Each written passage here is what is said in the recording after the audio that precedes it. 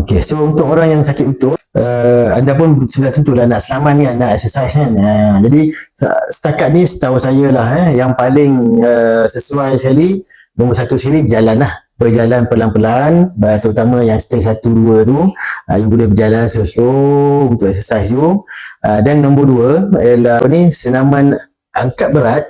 Okey, maknanya kita angkat berat yang tak ada berat sangat, maksudnya resistant exercise tu. Kita buat secara perlahan.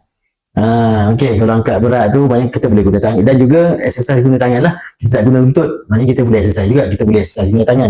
Tapi kalau nak guna juga kaki tu, kita boleh buat resistant exercise, maknanya kita boleh angkat berat dan sebagainya, tapi tak boleh berat sangat.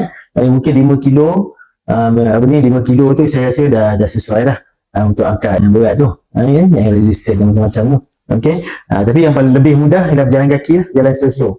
Terutama yang stage 1, stage 2. Kalau stage 3, stage 4 memang kau tak boleh exercise kaki lah, kau boleh exercise tangan saja. Okay. Tapi kalau stage 1, stage 2 you boleh je jalan kaki.